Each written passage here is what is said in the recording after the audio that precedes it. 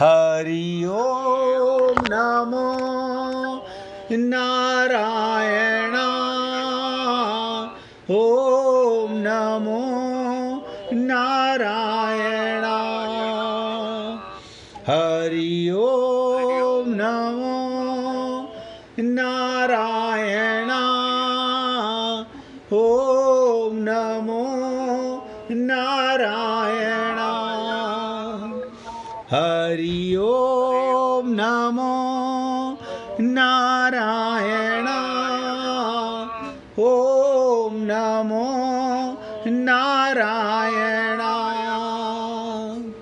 हरि ओम नमो नारायण ओम नमो नारायण हरि ओम नमो नारायण ओम नमो नारायण हरि ओम नमो नारायण ओम नमो नारायण। सभी पुण्य आत्मा पूरी एकाग्रता के साथ सुनिएगा। जितने एकाग्र भाव से आप सुनेंगे उतना ही आपको आनंद आएगा। और सबसे लास्ट में आप लोगों को एक ऐसे भगवान के भक्त की लीला सुनाऊंगा। जाति से मुसलमान था और राधा रानी का प्रेमी था। प्रेम में मजहब नहीं होता। आप लोगों ने सुना होगा हमारे हिंदुस्तान में, क्या पूरे विश्व में 14 फरवरी को वैलेंटाइन डे मनाया जाता है। हाँ, मनाया जाता है। अब देखो कैसी विचित्र चीज़ है। भगवान कह रहा है सबसे प्यार करो, अब बजरंग दल कह रहा है प्रेम करता कोई पाया गया तो हम उसे मारेंगे। सरकार कह रही है आप उनको पकड़ो जो ये काम कर रहे हैं, लेकिन आपकी हमारी बुद्धि किसका साथ देती है? भगवान तो कह रहे हैं प्रेम जगत में सार, और कोई सार नहीं। तू कर ले हरि से प्यार, और कोई प्यार नहीं, सब में हरि है। कोई मुर्दे से प्यार नहीं करता। लेकिन ये खोपड़ी में बात नहीं आती। अब इस श्लोक को पूरा करने की ओर बढ़ते हैं। असत की सत्ता नहीं है, सब नोट कर लो। जो आपकी खोपड़ी में असत को सत लेकर के बना हुआ है, ये भी सत्य है और सत का अभाव नहीं है। असत माना हुआ है सती। मैंने आपसे जब इतना कहा कि संसार का कण कण भगवान बने हुए हैं, आप भगवान को देखने के लिए कहीं मत जाओ। भगवान तो मिला हुआ है, अपने आप को देख लो। अपने आप को देख लो ना। यार की तस्वीर दिल में छुपा रखी है, जब भी जी चाहा गर्दन झुकाई और दीदार कर लिए। जैसा मन करे वैसा अपने प्रीतम का भाव बनाओ। तो असत की सत्ता नहीं, ये भी सत्य है, और सत का अभाव नहीं, ये भी सत्य है। अगर देखो, मैं आपसे फिर निवेदन कर रहा हूं, अगर किसी को कुछ भी समझ ना आ रहा हो, वैसे आप सब बहुत विद्वान हैं, सबको समझ आ रहा होगा, बस भूल क्यों जाते हैं? हम मनन नहीं करते। सुनते तो हैं, उस पर बाद में चिंतन नहीं करते, चिंता करते हैं। तो कहने का तात्पर्य, सत्य को स्वीकार करना साधक का काम है। जो साधना करेगा वो सत्य को स्वीकार करेगा। साधक को अनुभव हो अथवा ना हो, उसको तो सत्य को स्वीकार करना है को स्वीकार करना है, नहीं को अस्वीकार करना है। बस यही वेदांत का, यही वेदों का, यही शास्त्रों का, यही संत महात्मा का, यही भगवान का खास निष्कर्ष है।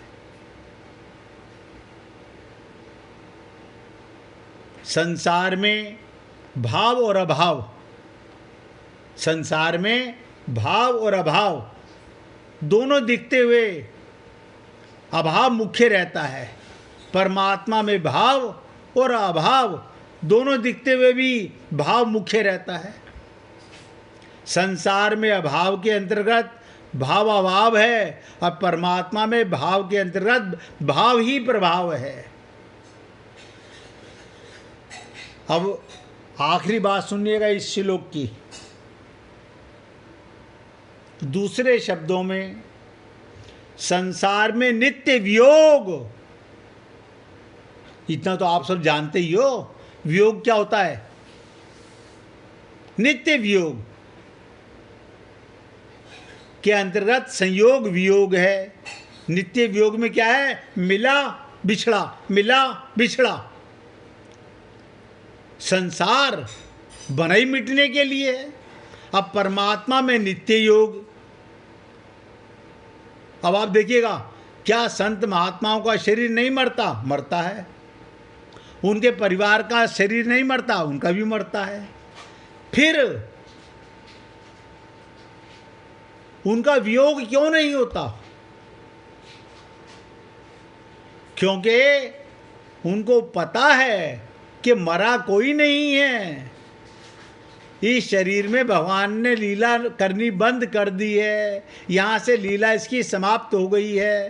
परमात्मा में नित्य योग के कारण योग वियोग, मिलन और विरह है। अतः संसार में अभाव हो रहा है और परमात्मा में भाव हो रहा है। कितना धीरे धीरे रे मना, धीरे धीरे सब कुछ होए। एक दिन में भगवत प्राप्ति तो सदा से है। जब हमसे कोई पूछता है कि भगवान कैसे मिलेंगे, हम कहते हैं भैया गलत प्रश्न ही मत करो, आपका प्रश्न ही गलत है। भगवान था, भगवान है, भगवान ही रहेगा। जो हमको मिला हुआ है, भटके हुए तो हम लोग हैं। भटके हुए हम लोग हैं। अगर हम सत्य को पकड़ करके बुद्धि के पार आ गए तो पागलपना सदा के लिए खत्म हो जाएगा। देखिए, 5-7 मिनट एकाग्रता से सुनिएगा। इसके बाद एक लीला सुनाऊंगा जो मैंने आपसे कहा, एक मुस्लिम भक्त की, राधा रानी के परम प्रेमी की, जिसकी आज बरसाना में समाधि भी बनी हुई है।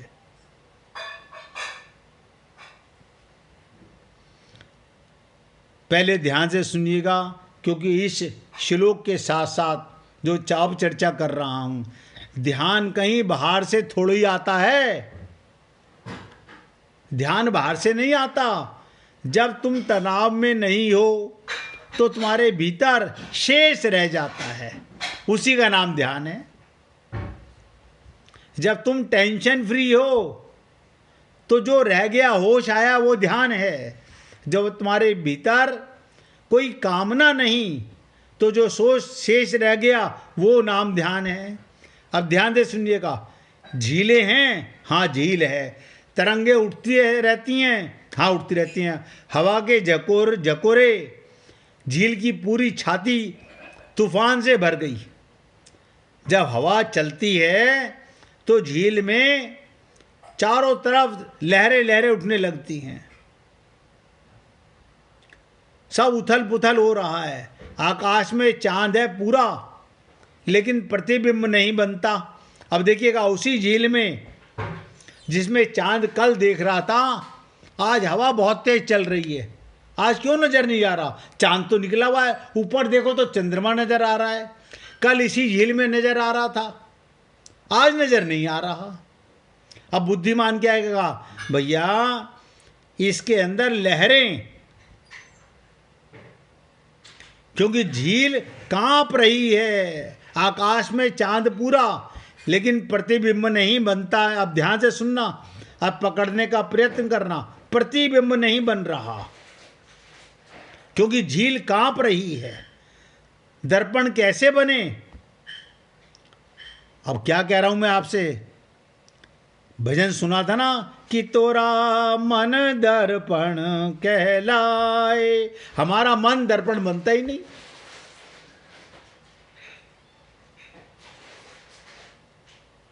आकाश में चांद पूरा, झील कांप रही है, चांद का प्रतिबिंब नहीं बन रहा।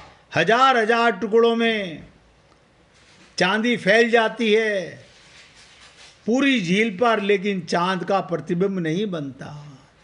झील शांत हो गई, लहरें कहीं चली गईं, लहरें कहीं से आई थी, लहरें झील की थी, फिर सो गई, झील में वापस उतर गई।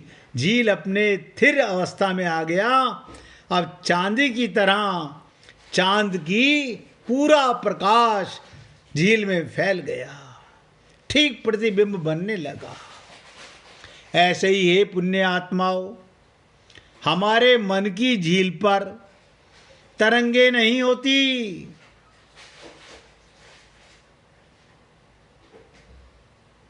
ऐसा हो ऐसा ना हो, ये आएगा ये जाएगा, क्या होगा क्या नहीं होगा, कौन मेरा कौन पराया, कौन अपना कौन मेरा, ये सब चीजें क्या हैं? आपके मन की तरंगे हैं। अब अंदर परमात्मा बैठा हुआ है, नजर नहीं आ रहा।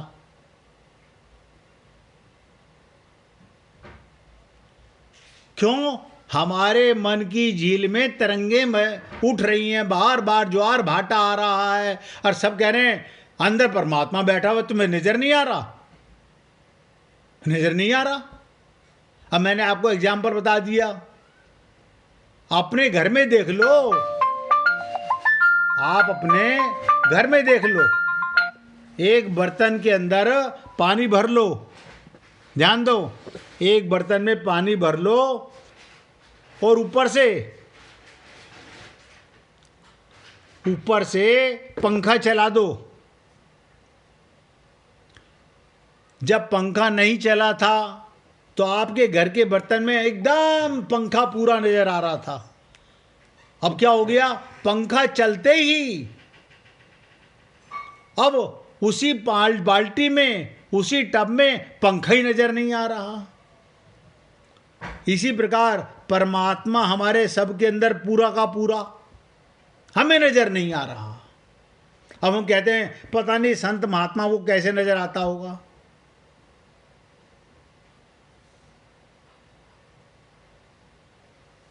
तो कहने का तात्पर्य, तुम्हारे मन की झील पर तरंगे नहीं होती। तरंग यानी तुम्हारी डिजायर अगर ना हो तो सत्य जैसा प्रतिबिंब बनता है। चांद तुम्हारे भीतर, उसके सौंदर्य का क्या कहना, उसके रस का क्या कहना, रसधार बहती रहती है, मिलन होता रहता है। और अब क्या बोलूं मैं आप लोगों से, जो संत के शब्द अगर बोलूं तो आप दंड रह जाओगे। यानी यार की तस्वीर मन में है तो हर घड़ी सुहागरात है। अगर प्रीतम मेरे मन में है तो हर घड़ी सुहागरात है, लेकिन तुमने मांगा, चूक हो जाएगी। और मैं समझता हूं मांग बिल्कुल स्वाभाविक मालूम पड़ती है, यही अड़चन बनती है। इसलिए ये असंभव सीखना पड़ेगा। आज सीखो, कल सीखो, परसों सीखो। भगवान को पाना संभव नहीं, भगवान को ही पाना संभव है। इस स्थिति में डूबे रहने की जी होता है। अगर आपका मन भी होता है तो क्या करना है? सजग रहकर मन को नमस्कार कर दो, विदा कर दो। धीरे धीरे ऐसी घड़ियां आने लगेंगी, तुम्हारे अनुभव से ही आएंगी। जब मन नहीं होगा तत्क्षण फिर वही झरोका खुलता है, वहीं फिर तुम अलौकिक, फिर तुम मग्न, फिर तुम अमृत में डूबो। जब ऐसा बार बार होगा तो बात साफ हो जाएगी। फिर मन से तुम अपने को दूर रखने की कुशल हो जाओगे। संत महात्मा क्या कह देते हैं? मन की तरंग मार लो बस हो गया भजन, आदत बुरी सुधार लो बस हो गया भजन। जब घटे घट जाने देना, जब ना घटे तब शांति से प्रतीक्षा करने रहना।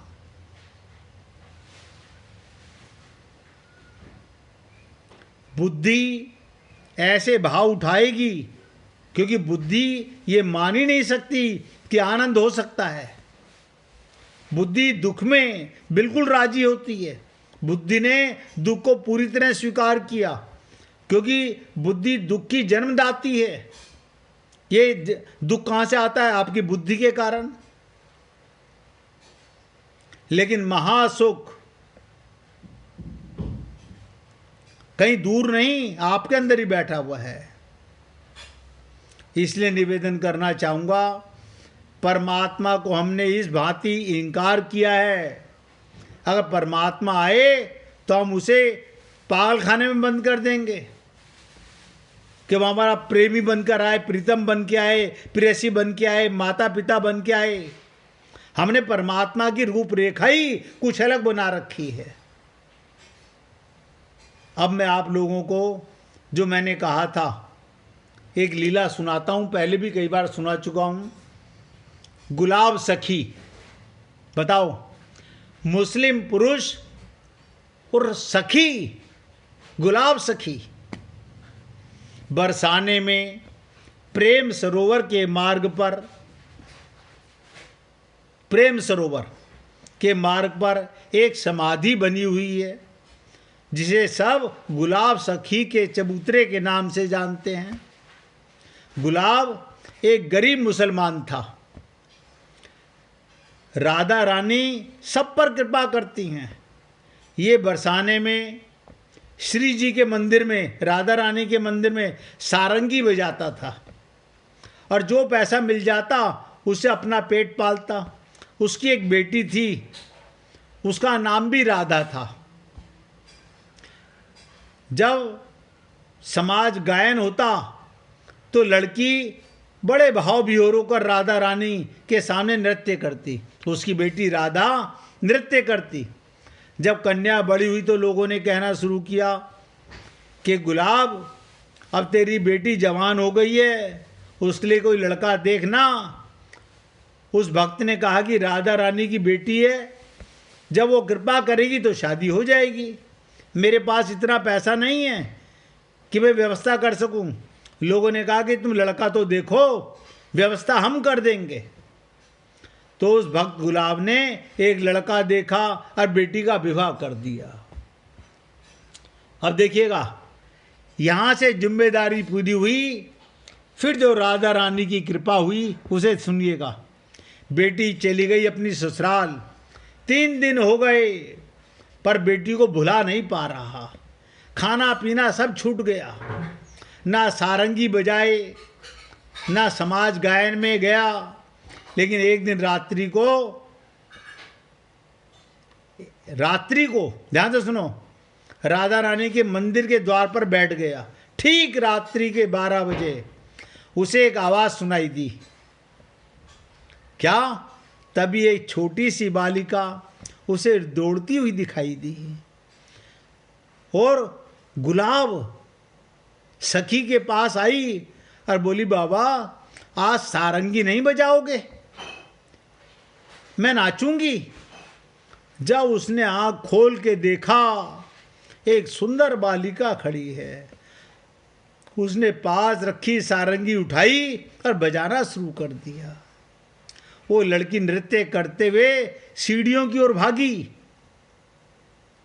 गुलाब ने अपनी सारंगी रख दी और राधा राधा कहता हुआ उस लड़की की ओर दौड़ पड़ा।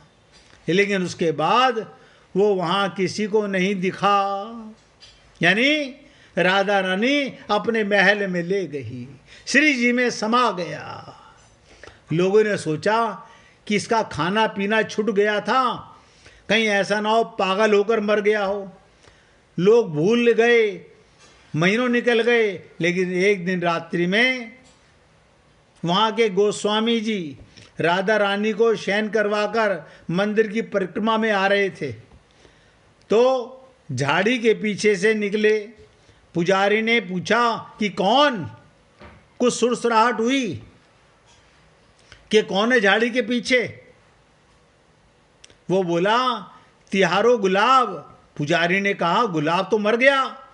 उसने कहा मैं मरा नहीं, मैं राधा रानी के परिवार में सम्मिलित हो गया हूं। अब गोस्वामी जी ने तो पूछा कि कैसे?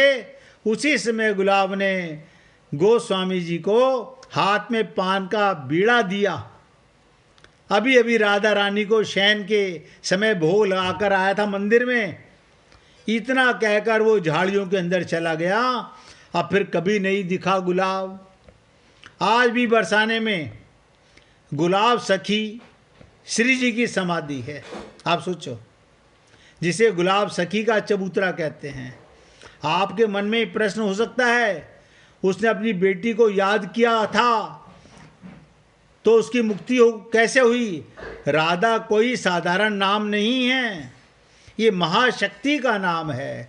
जो राधा नाम लेता है उसके आगे भगवान विष्णु चलते हैं, पीछे भगवान शंकर चलते हैं, दाहिने इंद्र वज्र लेकर के चलते हैं और बाएं वरुण उसके ऊपर छत्र लेकर के चलते हैं। यदि राधा नाम भूल से भी निकल जाए तो राधे रानी उस पर असीम कृपा करती हैं। हे पुण्य आत्माओं, ये छोटी छोटी बातें आपको इसलिए सुनाई जाती हैं, आप अधिकारी हो, आप इतना समय देते हो सत्संग के अंदर। मैं तो सिर्फ आपसे एकाग्र मन होने की बात करता हूँ। तो कोशिश करो अपनी अज्ञानता को मिटाने का और भगवान के प्रेम को पाने का। ये मौका सबको मिला हुआ है, सब बराबर हैं। जागना, होश में आना, अज्ञानता को मिटाना, हर पल भगवान के साथ में तुम्हें प्रेमामृत रस मिलने लगेगा। आज मैं अपने शब्दों को यहाँ विराम देता हूँ। कल आपके साथ दूसरे अध्याय के 17वें श्लोक की चर्चा करूँगा। हमने कहा था किसी भक्त को भजन सुनाना हो तो सुनाना, नहीं सुनाना चाहते तो हम, आप सुनाना चाहती हैं? राधे राधे जी, बहुत सुंदर। वीना जी से सुनिए, सुनाइए। हम तुम्हारे थे प्रभु जी, तुम हमारे हो, तुम हमारे ही रहोगे, ओ मेरे प्रियतम। हम तुम्हारे थे प्रभु जी, हम तुम्हारे हैं, हम तुम्हारे रहेंगे, ओ मेरे प्रियतम। तुम्हें छोड़ सुन नंद दुलारे, कोई न मीते हमारो। तुम्हें छोड़ सुन नंद दुलारे, कोई न मीते हमारो। किसके द्वारे जाए पुकारू, और न कोई सहारो। अब तो आकर बाहें पकड़ लो, ओ मेरे प्रियतम। अब तो आकर बाहें पकड़ लो, ओ मेरे प्रियतम। तुम्हें हमारे थे प्रभु जी, तुम्हें हमारे हो, तुम्हें हमारे ही रहोगे, ओ मेरे प्रियतम। हम तुम्हारे थे प्रभु जी, हम तुम्हारे थे, हम तुम्हारे ही, ओ मेरे प्रियतम। तेरे कारण सब जग छोड़ा, प्यार तुम्हें संग नाता जो। प्राण तेरे कारण सब कि छोड़ा, प्यार तुम्हें संग नाता जोड़ा।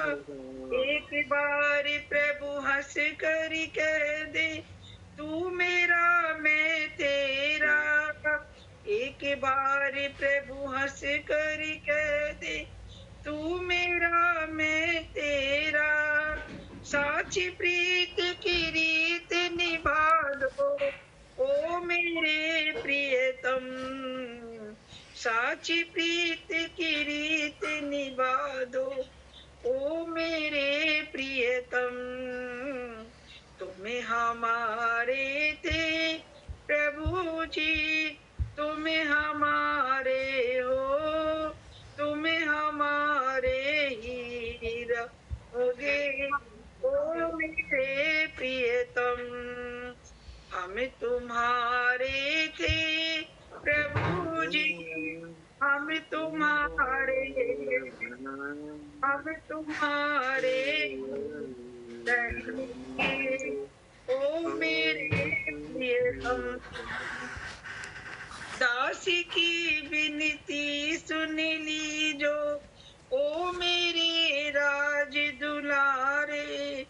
दासी की विनती सुन लीजो, ओ मेरे राज दुलारे। आखिरी आस यही जीवन की पूर्ण करना प्यारे। आखिरी आस यही जीवन की पूर्ण करना प्यारे। एक बार हृदय से लगा लो, ओ मेरे प्रियतम। एक बार हृदय से लगा लो, ओ मेरे प्रियतम। तुम्हें हमारे थे प्रभु जी, तुम्हें हमारे हो, तुम्हें हमारे रहोगे, ओ मेरे प्रियतम। हम तुम्हारे थे प्रभु जी, हम तुम्हारे हैं, हम तुम्हारे रहेंगे, ओ मेरे प्रियतम, ओ मेरे प्रियतम।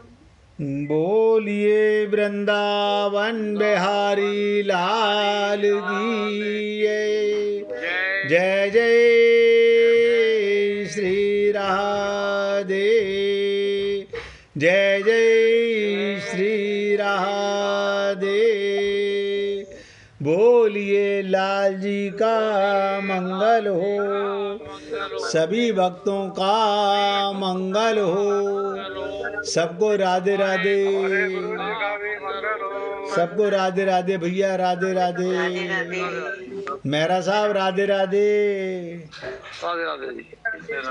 राधे राधे भैया, राधे राधे। सबको राधे राधे जी।